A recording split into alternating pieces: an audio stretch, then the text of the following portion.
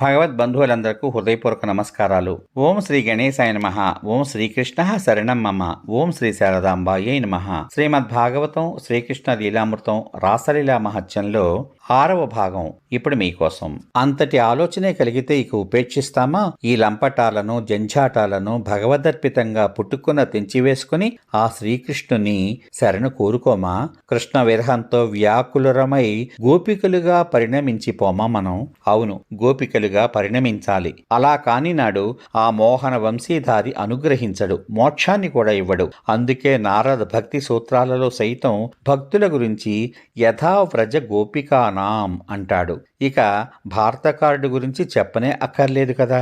అలాంటి వాళ్ళు కావడం వల్లనే సాక్షాత్ పరమేశ్వరుడైన శ్రీకృష్ణుడు రాసమండలానికి విజయం చేసిన గోపికలకు తానే స్వాగతం పలుకుతాడు. ఆ స్వాగతంలో స్వాగతం భో మహాభాగాహ అంటాడు స్వామి. నిజమే మరి, వాళ్లే భాగ్యవంతులు. వాళ్ళేం సామాన్య వ్రజాంగనలా కాదే. పరమాత్మకు పరమభక్త ప్రేమికలు. క్రతువులు, కర్మకాండలు, ఆశ్రమాలు, ధర్మాలు, తపస్సులు మొదలైన వీటితోటి ఎవ్వరూ సాధించలేకపోయిన భగవత్ సాయుధ్య సాన్నిధ్యాలను పొందగలిగిన భాగవతులు వాళ్ళు. భాగవతులే భాగ్యవంతులవుతారు. అంతేనే గాని కార్లు, మేడలు, కరెన్సీ ఇవి కాదు భాగ్యం అంటే. అవి మాత్రమే ఉన్నవారు ఏనాడు భాగ్యవంతులు కాలేరు. సాంసారిక సుఖాలను, కాల భయాన్ని కాలదన్ని పరమాత్మ కోసం పరుగులిడగలిగిన వారే భాగ్యశీలురు.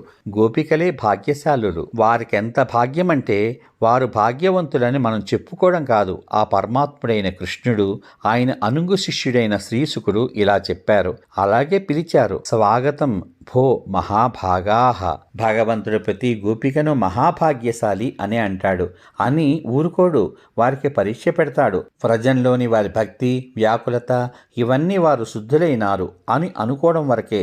ఆ బంగారం ఎంతవరకు శుద్ధి చేయబడిందో ఇదిగో ఈ రాసమండలంలో గీటు పెట్టి మరీ చూస్తాడు కృష్ణుడు. తన కోసం ఉరకలు పరుగులతో వచ్చిన ఆ గోపాంగనలను చూసి ఏమీ ఎరుగని అమాయకునిలా స్వామి ఇలా పరుగున వచ్చారేమిటి?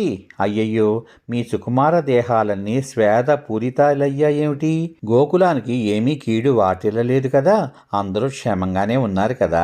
పాపం, చాలా దూరం నుంచి వచ్చినట్లున్నారు. మీకు ఆనందం కలిగించే పని నేనేం చేయగలను చెప్పండి? బహుశా మీరీ బృందావన సౌందర్యాన్నో, శరద్రాత్రి విలాసాలలోనో, ఈ వన శోభనో పరిశీలించి అనుభవించాలని వచ్చారేమో అనుకున్నాను.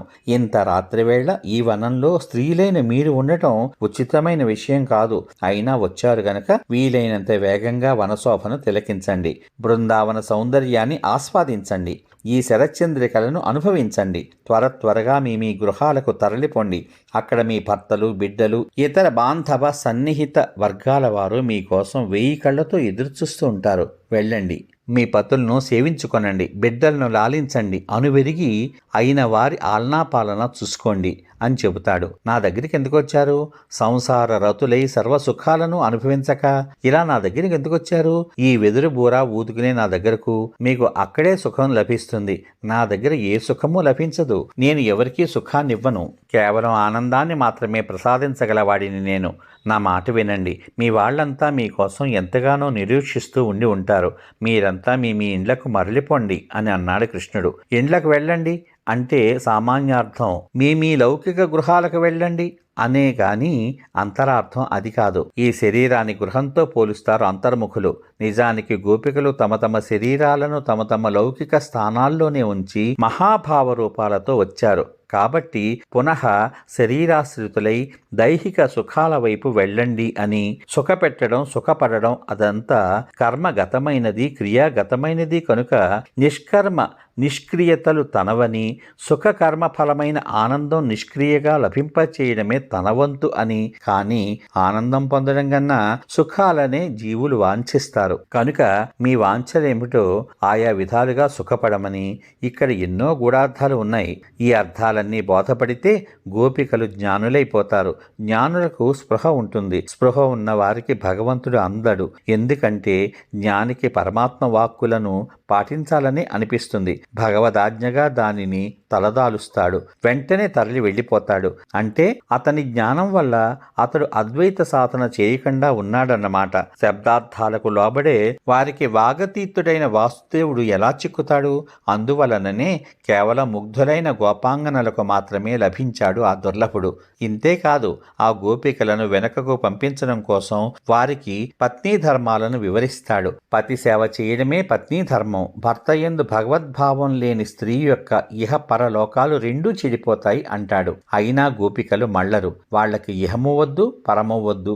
పరముడైన పరమాత్మను తప్ప వారు దేనిని వాంఛించడమే లేదు. ఆ విధంగా గృహాసతో మరలని గోపికలకు జగద్గురువైన శ్రీకృష్ణుడు ఇంకా ఇలా చెప్పాడు. అత్యంత భాగ్యశీలినులైన ఓ గోపికలారా, నా తోడి సంయోగ వేళలోనే కన్నా నా తోడి వియోగ వేళలోనే మీకు అమితమైన సుఖం లభిస్తుంది. సంయోగం వలన దోషదర్శనం ఆరంభమవుతుంది. వియోగంలో సద్గుణ స్మరణమే సాగుతుంది. మీది శుద్ధమైన ప్రణయమే అయితే తప్పక నా స్వరూపాన్ని పొందగలుగుతారు. ఏ మాత్రానికై మీ భర్తలను బిడ్డలను త్యజించి ఇలా రావడం అనేది నాకేమంత యోగ్యంగా అనిపించడం లేదు. ధ్యానావస్థలో సాధకుని చిత్తం చంచలమవడం వల్ల అతనికి దశ దిశలా అంధకారమే గోచరిస్తుంది. భగవద్రూప ప్రకాశం దర్శనమవదు. ఎందుకొచ్చిన యాతనరా బాబు అని సాధకుడు నిరాశ పడిపోకుండా చిత్తస్థైర్యంతో సాధన చేస్తే తప్పక భగవద్ దర్శనం కలుగుతుంది. గృహోన్ముఖులు కమ్మని కృష్ణుడు చెప్పిన మాటలకు గోపికలు రవంత ఉలికిపడ్డారే తప్ప తమ ధోరణి పట్ల ఎట్టి నిరుత్సాహమో పొందలేదు. వాళ్ళు స్వామి ఎందుకిలా ప్రవర్తిస్తున్నాడా అని అచ్చెరువుతో కూడిన ఆవేదనను పొందారు వాళ్ళు. ఓ వ్రజసుందరీమణులారా, మీ దేహాలకు స్వాములు మీ భర్తలే. ఈ మీ శరీరాలకు ఒకరు పతిగాగా మరి ఒకరు పిత అవుతారు. కానీ ఆత్మ నిర్ద్వంద్వమైనది. అది పరమాత్మను చేరడమే ధర్మమే ఉంది అంటూ భగవానుడు వారికి దేహధర్మాన్ని బోధిస్తుండగా వింటున్న వారి కన్నులు చెమరించాయి.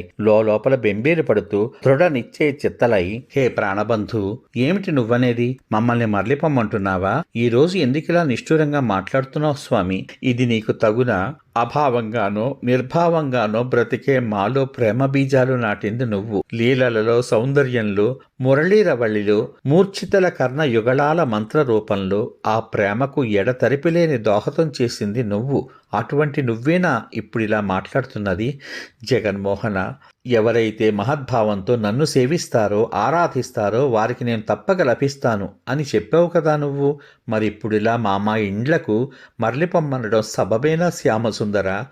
జీవనాధార, నీవు పతిత పావనుడువు, పరమ కృపా సాగరుడువు అని నమ్మి శ్రద్ధావసులమై మేము నీ అంఘ్రిద్వయాన్ని ఆశ్రయించామే. లేశమంతైనా నీకన్నా ఇతరం లేదని నమ్మి సేవించామే. మరి మా పట్లను నువ్వెందుకింత నిర్దయుడవు అయినావు? హే ప్రాణపతే, మనసా మేము ఈ మాయామయ సమస్త సంసార విషయాలను త్యజించి వేస్తాం.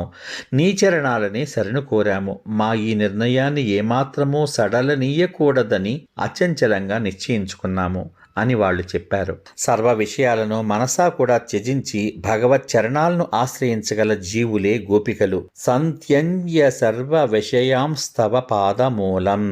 సంత్యంజ్య సర్వ విషయాంస్తవ పాదమూలం. సంత్యంజ్య సర్వ విషయాంస్తవ పాదమూలం. త్యక్త్వా శబ్దం విషయాల యొక్క శారీరక త్యాగాన్ని గోచరింపచేస్తుంది. కానీ సంత్యంజ్య శబ్దం ద్వారా భౌతిక ఆంతరికయుతమైన అసాధారణ త్యాగాన్ని దర్శింపచేస్తుంది.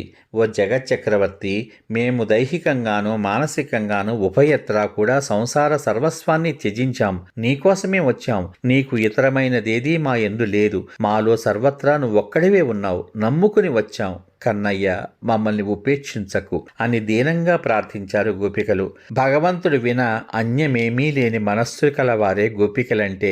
ఈ సాంసారిక విషయాలను త్యజించనంత వరకు భక్తి ఏర్పడదు. శారీరక త్యాగాన్ని మానవుడు సులభంగానే చేయగలుగుతాడు. కానీ మానసిక త్యాగమే మహా కష్టతరమైనది, ముఖ్యమైనది కూడాను.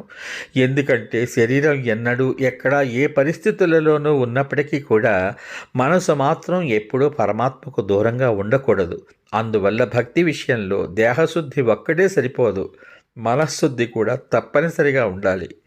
కేవలం దేహశుద్ధి దంభం మాత్రమే అవుతుంది. సశేషం. ఇంతవరకు మీరు శ్రీమద్ భాగవతం శ్రీకృష్ణ లీలామృతం రాసలీలా మహత్యంలో 6వ భాగం విన్నారు. రేపటి భాగంలో 7వ భాగం విందాం. ఓం నమో భగవతే వాసుదేవాయ. సర్వే జనా సుఖినో భవంతు. ఓం శ్రీకృష్ణ పరబ్రహ్మణే నమః. శుభమస్తు. స్వస్తి.